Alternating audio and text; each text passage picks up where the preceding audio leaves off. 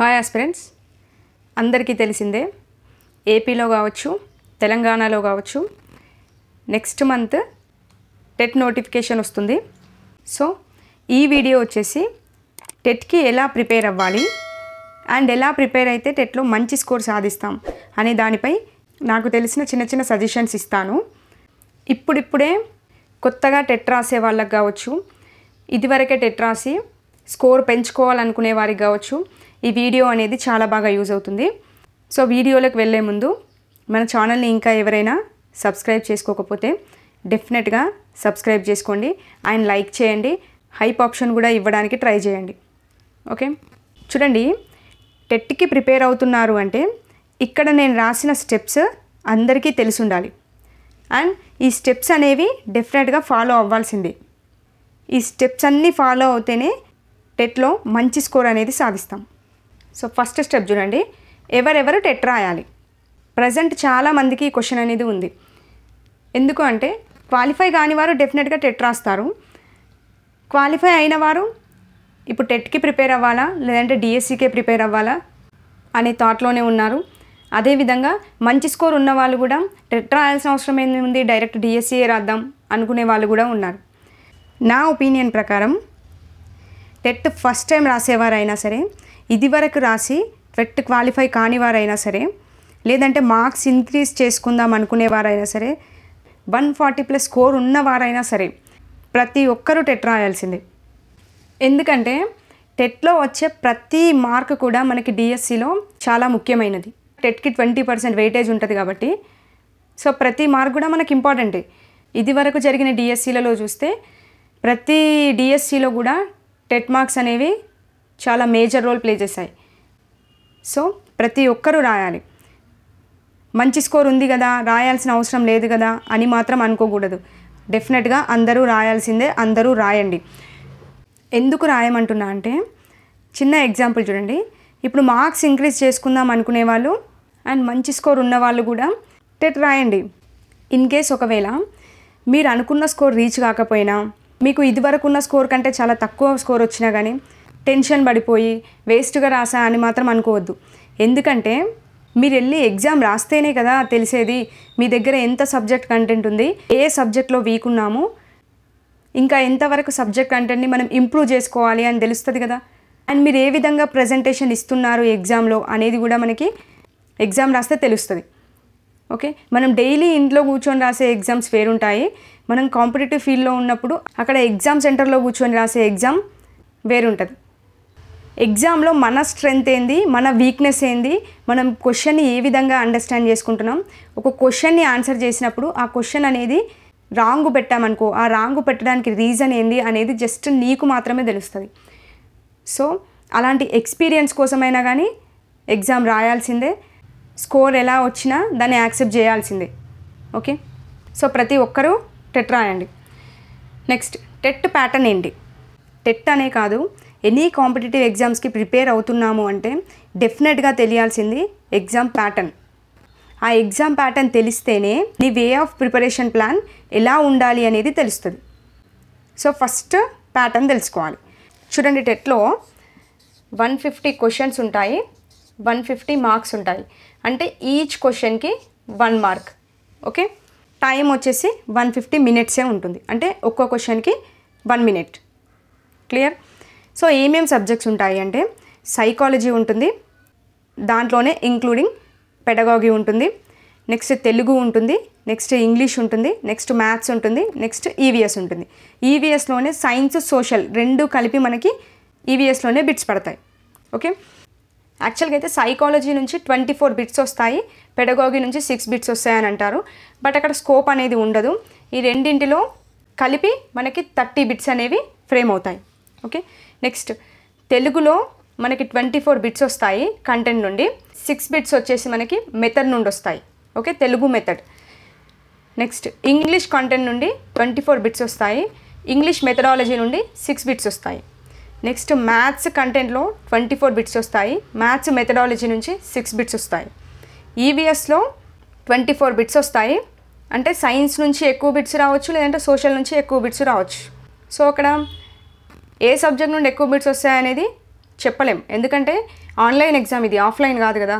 So ఎలా అయినా bit frame అవ్వచ్చు.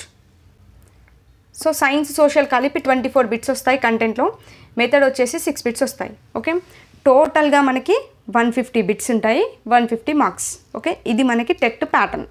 క్లియర్? ఇప్పుడు టెట్ ప్యాటర్న్ తెలిసింది. నెక్స్ట్ స్టెప్ ఏంటి?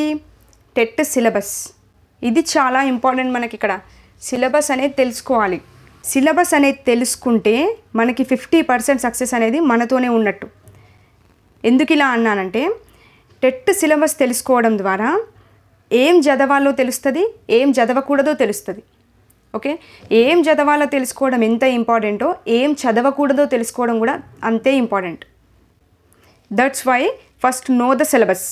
సో ఫస్ట్ టీజీటెట్ వెబ్సైట్లోకి వెళ్ళి సిలబస్ షీట్ని డౌన్లోడ్ చేసుకొని డెఫినెట్గా ప్రింట్అవుట్ తీసుకోండి. ఆ సిలబస్ షీట్ని ఒక 3 నుండి 4 సార్లు మొత్తం ఓరల్గా చదవండి. దీని ద్వారా మీరు బుక్స్ చదివేటప్పుడు ఏ టాపిక్ చదవాలి, ఏ టాపిక్ స్కిప్ చేయాలి అనేది క్లారిటీ వస్తుంది. ఓకే, అందుకే సిలబస్ని కంపల్సరీ చదవాలి. అండ్ కొందరు ఏం చేస్తారంటే, ఫోన్లో ఉంది కదా, ఫోన్లో చూసి చదువుకుంటే సరిపోద్ది అని అనుకుంటారు. అది చాలా రాంగ్ అండి. డెఫినెట్గా ప్రింట్అవుట్ తీసుకోండి. ప్రింట్అవుట్ తీసుకొని మీరు చదివిన ఎవ్రీ పాయింట్ని కూడా ఇలా అండర్లైన్ చేసుకోండి. దీని ద్వారా మీరు ఏం చదివారు, ఇంకా ఏం మిగిలింది అనేది మీకు తెలుస్తుంది. సో తప్పకుండా ప్రింట్అవుట్ తీసుకోండి. అండ్ చాలామంది కామెంట్లో అడిగారు, ఇప్పుడు నెక్స్ట్ వచ్చే టెట్కి సిలబస్ అనేది చేంజ్ అవుతుందా అని. నో అండి, అస్సలు చేంజ్ అవ్వదు, అదే ఓల్డ్ సిలబస్సే ఉంటుంది. సో మీరు టెన్షన్ పడకండి, ఫస్ట్ ప్రిపరేషన్ అనేది స్టార్ట్ చేయండి. ఓకే, సిలబస్ లేకుండా గుడ్డిగా చదివితే మాత్రం సక్సెస్ అనేది ఎప్పటికీ రాదు.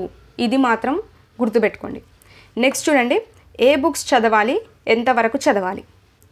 వేరే ఎగ్జామ్స్ గురించి మనకు తెలియదు, కానీ టెట్ అన్నా డిఎస్సి అన్నా డెఫినెట్గా చదవాల్సింది ఎస్సీఆర్టీ టెక్స్ట్ బుక్స్ మాత్రమే. ఓకే, ఈ టెక్స్ట్ బుక్స్ చదివితేనే టెట్లో మంచి స్కోర్ వస్తుంది. సో ఎవరి దగ్గరైనా టెక్స్ట్ బుక్స్ లేకపోతే ఎస్సీఆర్టీ ఈ బుక్స్ అని గూగుల్లో సెర్చ్ చేసి అక్కడ నుండి బుక్స్ అనేవి డౌన్లోడ్ చేసుకోండి. ఎంత తక్కువ టైం ఉన్నా పర్లేదు, టెక్స్ట్ బుక్కే ఇంపార్టెన్స్ ఇవ్వండి.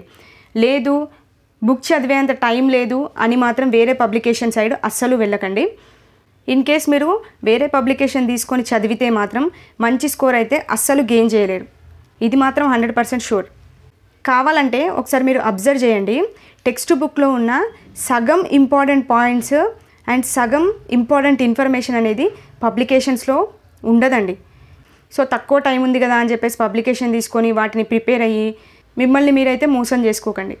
మీరు చదివేది రోజుకు ఒక 4 గంటలైనా పర్లేదు, 5 గంటలైనా పర్లేదు, ఆ టైంని పబ్లికేషన్ పైన పెట్టే కంటే టెక్స్ట్ బుక్స్ పైన పెట్టండి. డెఫినెట్గా మంచి రిజల్ట్ అనేది చూస్తారు మీరే. అండ్ ఎంతవరకు చదవాలి, ప్రజెంట్ టైం కూడా చాలా తక్కువ ఉంది. నెక్స్ట్ మంతే నోటిఫికేషన్ కాబట్టి ప్రతి సబ్జెక్టు కూడా 3rd క్లాస్ నుంచి 8th క్లాస్ వరకు లైన్ టు లైన్ చూసుకోండి. సో లింక్ టాపిక్స్ మనకు 9th 10th కూడా ఉంటాయి. వాటిని చదవకూడదా అంటే చదవాలి వాటిని కూడా. బట్ టెట్కి అయితే డెఫినెట్గా 3rd to 8th వరకే 80% క్వశ్చన్స్ అనేవి ఫ్రేమ్ అవుతాయి.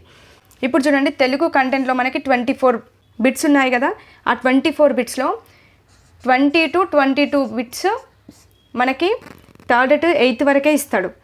ఒక్కోసారి 24 బిట్స్ కూడా 3rd to 8th వరకే పడతాయి. ఏదో 1 లేదా 2 బిట్స్కి మాత్రమే 9th 10thకి వెళ్తాడు. అలాగే ఈవీఎస్ చూసుకున్నా, మ్యాథ్స్ చూసుకున్నా అవైనా అంతే, 3rd to 8th వరకే ఆల్మోస్ట్ అందులో నుంచే ఫ్రేమ్ అవుతాయి బిట్స్.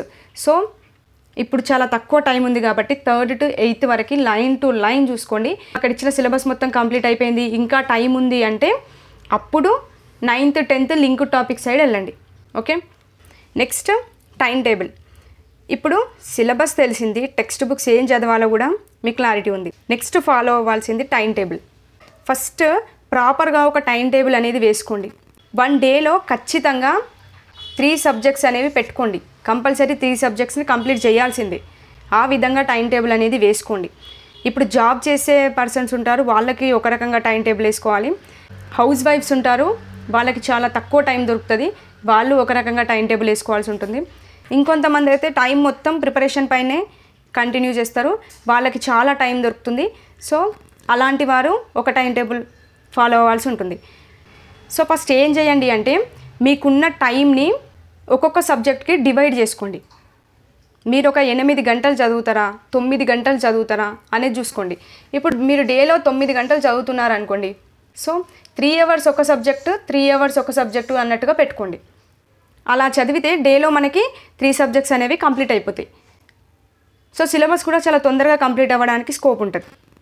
ఓకే, టైం టేబుల్ వేసుకోవడమే కాదు, ఆ టైం టేబుల్ని డెఫినెట్గా డైలీ కంపల్సరీ ఫాలో అవ్వాల్సిందే.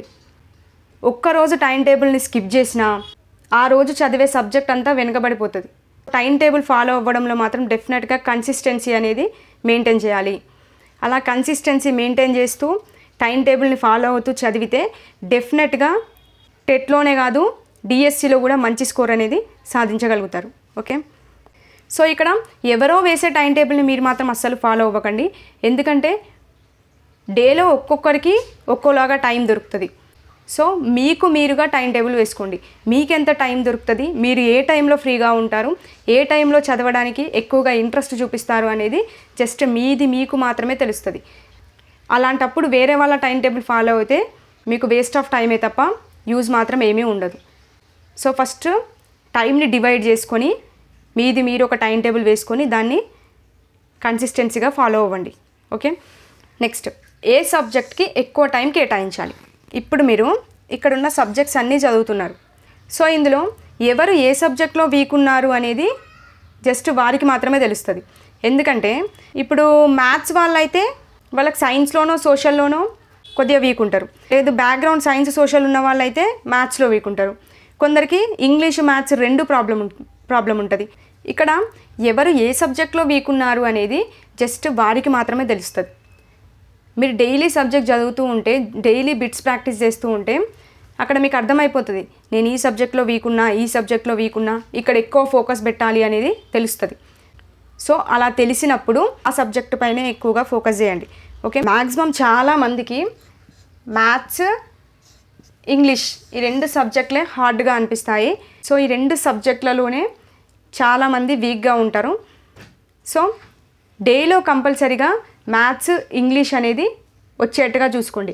అంటే మార్నింగ్ ఒక 1 అవర్ కేటాయించండి, ఈవినింగ్ ఒక 1 అవర్ వచ్చేట్టుగా మ్యాథ్స్, ఇంగ్లీష్కి ప్లాన్ చేసుకోండి. వీక్ ఉన్న సబ్జెక్టుపై ఎక్కువ టైం పెట్టడం ద్వారా ఎగ్జామ్లో మంచి స్కోర్ చేయడానికి ఛాన్స్ ఉంటుంది. ఓకే, సో డెఫినెట్గా మీరు ఏ సబ్జెక్ట్లో వీక్ ఉన్నారో ఆ సబ్జెక్ట్కి ఎక్కువ టైం పెట్టేట్టుగా చూసుకోండి. Next short notes. ఇప్పుడు మనం ఫాలో అయ్యేది టెక్స్ట్ బుక్కే. సో ఆ టెక్స్ట్ బుక్లో మీరు ఒక లెసన్ చదువుతున్నారు అంటే ఆ లెసన్లో ఉన్న ఇంపార్టెంట్ పాయింట్స్ అన్నీ కూడా మనం షార్ట్ నోట్గా రాసుకుంటాం. సో లాంగ్ టర్మ్ ప్రిపరేషన్ ఉన్న వాళ్ళు ఆల్రెడీ ఈ పాటికే షార్ట్ నోట్స్ రెడీ చేసుకొని ఉంటారు.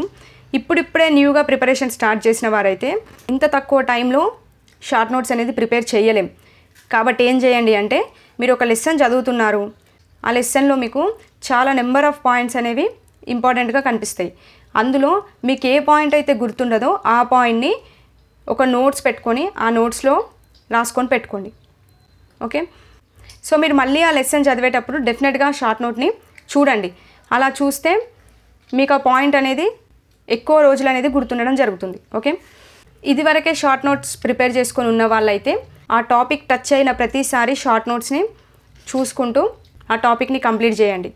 సో ఇప్పుడు మనం చదవాల్సిన టెక్స్ట్ బుక్సే కాబట్టి టెక్స్ట్ బుక్ని ఎలా చదవాలి అని చెప్పేసి నేను ఒక వీడియో కూడా చేశాను. ఆ వీడియో లింక్ అనేది డిస్క్రిప్షన్లో ఇస్తాను.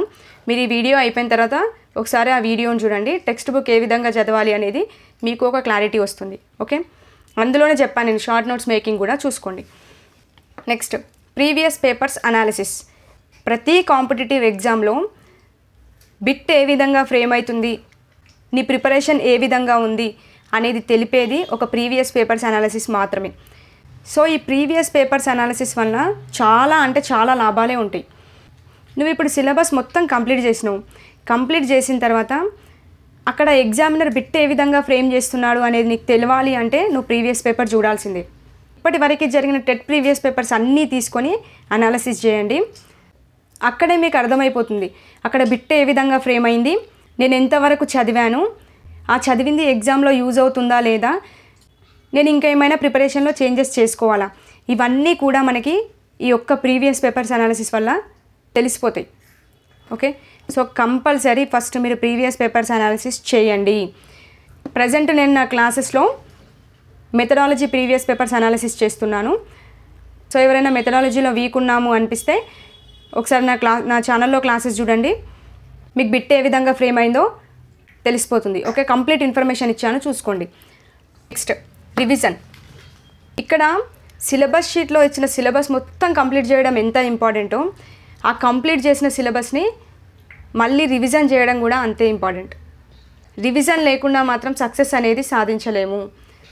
సో ఇప్పుడు సిలబస్ మొత్తం కంప్లీట్ చేయడానికే టైం పడుతుంది, ఇంకా రివిజన్ ఎప్పుడు చేస్తామని అనుకుంటున్నారు కదా, అలా ఏముండదు.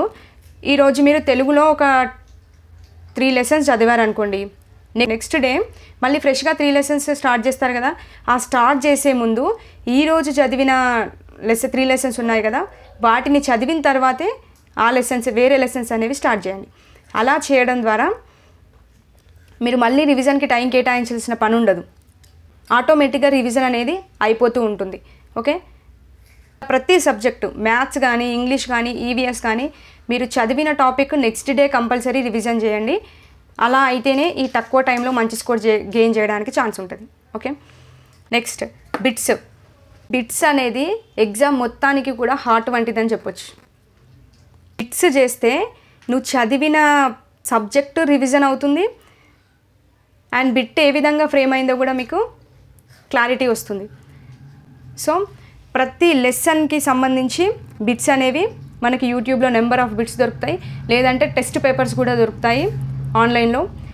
మీకు ఏది అవైలబుల్గా ఉంటే అది తీసుకొని బిట్స్ అనేవి రెగ్యులర్గా చాప్టర్ వైజ్గా ఫాలో అవ్వండి. ఓకే, ఇదండి. ఫైనల్గా మాత్రం చెప్పేది ఒకటే, కంపల్సరీ టెక్స్ట్ బుక్స్ని మాత్రమే ఫాలో అవ్వండి. ఓకే, అండ్ నా ఛానల్లో చూడండి 5th క్లాస్ ఈవీఎస్ క్లాసెస్ చెప్తున్నాను. 3rd 4th ఈవీఎస్ బిట్స్ పెట్టాను, and 5th class EVS bits కూడా ఒక పార్ట్ 1 పెట్టాను. అండ్ ప్రజెంట్ అయితే ప్రీవియస్ టెట్ పేపర్స్ అనేవి అనాలిసిస్ చేస్తున్నాము.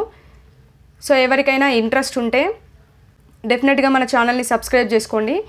నా ఛానల్లో పెట్టిన ప్రతి క్లాస్ కూడా మీకు యూజ్ అవుతుంది, తప్పకుండా యూజ్ చేసుకుంటారని అనుకుంటున్నాను. అండ్ ముగించే ముందు కంపల్సరీ టైం టేబుల్ అనేది వేసుకోండి. ఆ టైం టేబుల్ని కన్సిస్టెన్సీతో ఫాలో అవ్వండి. అండ్ హౌస్ వైఫ్స్ ఉన్నారు, వాళ్ళు కూడా టైం టేబుల్ కావాలని అడిగారు. సో టైం టేబుల్ అని కాదు, కానీ ఏ సబ్జెక్ట్కి ఎంత టైం పెట్టాలి, ఏ విధంగా ప్రిపరేషన్ అనేది కంటిన్యూ చేయాలి అని చెప్పేసి హౌస్ వైఫ్స్ కోసం ఒక వీడియో డెఫినెట్గా పెడతాను. సో ప్రతి ఒక్కరు కూడా ఈ స్టెప్స్ అన్నీ ఫాలో అవ్వండి. ఇంకా మీకు ఏమైనా డౌట్స్ ఉంటే తప్పకుండా కామెంట్ సెక్షన్లో కామెంట్ చేయండి. నెక్స్ట్ వీడియోతో మళ్ళీ కలుద్దాం. థ్యాంక్ యూ అండి. Thank you for watching.